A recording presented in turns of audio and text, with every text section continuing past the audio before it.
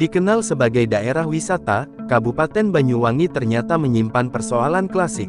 Setiap bulannya, wilayah ujung timur Jawa ini memproduksi sedikitnya 463 janda baru. Status untuk kaum hawa ini dipicu tingginya angka perceraian di Kabupaten Banyuwangi. Setahun, tembus hingga 5.000 lebih. Parahnya, salah satu pemicunya adalah media sosial. Tahun 2022, mulai Januari hingga November, kasus perceraian di Banyuwangi tembus hingga 5.557 kasus. Jumlah tersebut ternyata turun sedikit dibandingkan tahun 2021 sebanyak 5.601 kasus. Dari sekian kasus perceraian, 85%-nya diajukan pihak perempuan. Pihak istri paling banyak mengajukan gugatan cerai. Tahun 2022, gugatan istri mencapai 4.160 kasus, kata Panitera Pengadilan Agama Banyuwangi Subandi, Senin, tanggal 5 Desember tahun 2022. Hingga November tahun 2022, Pengadilan Agama Banyuwangi sudah memutus sebanyak 4.983 kasus perceraian. Artinya, sudah berstatus janda baru atau tak lagi bersuami istri. Kalau sisanya masih proses sidang, jelasnya. Tingginya kasus perceraian di Banyuwangi masih dipicu masalah klasik, yaitu persoalan ekonomi. Jika dipersentase, sekitar 60% kasus perceraian akibat persoalan ekonomi. Yang mengejutkan, selain ekonomi, banyaknya perceraian dipicu aktivitas di medsos.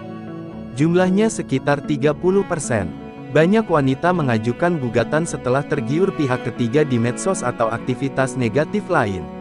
Penyebab medsos mulai menyumbang cukup tinggi sejak tahun 2010, kata Subandi.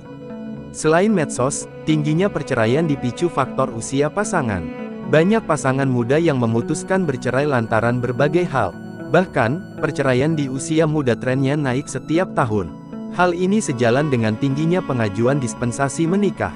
Perceraian di usia muda salah satunya dipicu kurang siap mental di antara pasangan. Sehingga, ketika terjadi konflik rumah tangga memilih diselesaikan dengan perceraian. Kurang siap mental yang dominan memicu perceraian usia muda, tutupnya. Banyaknya jumlah janda akibat tingginya angka perceraian perlu keseriusan dan perhatian khusus dari pemerintah Kabupaten Banyuwangi. Salah satunya dengan mengadakan kajian dan penelitian ilmiah melibatkan para pemangku kepentingan atau stakeholder terkait. Menurut Siti Mafrocatin Nimah, Ketua Komisi 2 DPRD Banyuwangi, pada dasarnya pemerintah sudah berupaya melakukan berbagai upaya untuk menekan kasus perceraian di Indonesia. Namun dalam kenyataan untuk di Banyuwangi pada tahun 2021, Pengadilan Agama Banyuwangi mencatat lebih dari 5.000 kasus perceraian. Kementerian Agama sudah memberikan pendidikan pranikah kepada calon pengantin. Para ulama dan tokoh agama di Banyuwangi juga tidak sedikit jumlahnya, namun kasus perceraian kok masih tinggi, maka harus dicari akar masalahnya sekaligus mampu menemukan solusi terbaik, jelas Hajah Nelmah di rumahnya pada Kamis tanggal 26 Mei tahun 2022. Politisi PKB asal Dapil 1 Banyuwangi itu menambahkan dalam upaya memberikan perlindungan dan pemberdayaan terhadap para janda lebih efektif dan efisien dengan mengoptimalkan lembaga yang sudah ada. Di Banyuwangi ada Dinas Sosial Pemberdayaan Perempuan dan Keluarga Berencana yang di dalamnya ada bidang yang bisa dioptimalkan dalam pemberdayaan para janda di Banyuwangi. Sehingga tidak perlu membuat peraturan daerah tentang perlindungan dan pemberdayaan janda. Seperti diberitakan sebelumnya, Basir Kodim, Ketua Fraksi PPP DPRD Kabupaten Banyuwangi mengungkapkan dalam satu bulan rata-rata ada sekitar 500 sampai dengan 600 kasus perceraian yang ditangani oleh Pengadilan Agama Banyuwangi. Bisa dibayangkan kalau dalam sebulan rata-rata tercatat angka tersebut dalam satu tahun bisa mencapai lebih dari 7.000. Itu perlu perhatian khusus dari Pemkab Banyuwangi untuk memberdayakan para janda tersebut, jelasnya. Anggota FPPP asal Dapil 1 Banyuwangi itu menuturkan untuk menangani permasalahan tersebut dinilai perlu sebuah peraturan daerah yang mengatur permasalahan perlindungan dan pemberdayaan janda tersebut. Dia menuturkan walaupun pernah mengusulkan Perda Perlindungan dan Pemberdayaan Janda dan ditolak, pihaknya tetap berusaha mengusulkan lagi karena hal tersebut sebagai perjuangan. Janda itu harus dilindungi, melindunginya seperti apa dan pemberdayaannya bagaimana nanti akan dibahas di tingkat panitia khusus DPRD apabila usulan kami diterima oleh semua anggota DPRD Banyuwangi, Imbu Basir. Pada saat pengajuan usulan Perda Perlindungan dan Pemberdayaan Janda, lanjut dia pihaknya dianggap bercanda. Bahkan waktu konsultasi ke pemerintah pusat maupun pemerintah provinsi mereka tidak memberikan respon. Padahal hal tersebut perlu perhatian. Mungkin perlu nanti bukan hanya perda tetapi butuh undang-undang tentang janda bagaimana pemerintah pusat memberikan perhatian terhadap para janda yang diimplementasikan di tiap-tiap daerah, ujar Basir. Dengan adanya dasar hukum tersebut lanjut dinilai bisa mengurangi potensi terjadinya tindak pelanggaran bahkan apabila perlu dibuka undang-undang tentang poligami bagi ASN yang mampu. Selain program poligami, pemberdayaan terhadap janda bisa dilakukan pendidikan dan pelatihan berbagai macam keterampilan menjahit, merias dan pembuatan kue termasuk permodalan dan pemasaran produknya yang dikhususkan bagi para janda.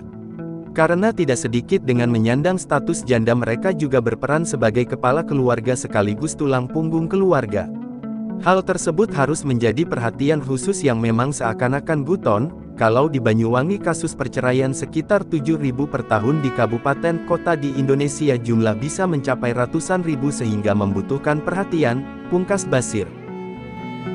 Banyuwangi yang populer dengan keindahan alamnya, juga memiliki budaya yang beragam kesenian hingga berbagai upacara adat. Kebo-keboan, manusia yang didandani seperti kebo atau kerbau, lengkap dengan tanduknya. Kebo-keboan diadakan setiap awal bulan Suro di Desa Alian dan Alas Malang, Banyuwangi. Meras Gandrung, merupakan tarian populer dari Banyuwangi. Meras Gandrung diadakan setiap 1 bulan sekali di Taman Gandrung Terakota Seblang, merupakan ritual untuk mengusir tola bala, yang diadakan di 2 desa di Banyuwangi yakni Olesari dan Bakungan. Jaranan Buto, merupakan kesenian khas bumi Blambangan. Berbeda dengan jaranan pada umumnya, properti kuda-kudaan yang digunakan digambar dengan wajah menyerupai buto atau raksasa. Beberapa sumber menyebutkan asal jaranan buto berasal dari desa Cemetuk Kecamatan Celuring, Banyuwangi. Mocoan lontar Yusuf, merupakan tradisi yang dilakukan masyarakat suku Osing Banyuwangi berupa pembacaan lontar naskah Yusuf. Hayo, siapa tadi yang belum subscribe? Ayo, di-subscribe dulu. Yang sudah subscribe Mimin doain deh, mudah-mudahan dilancarkan segala urusannya, diberi kesehatan, keselamatan, dilancarkan rizkinya, amin.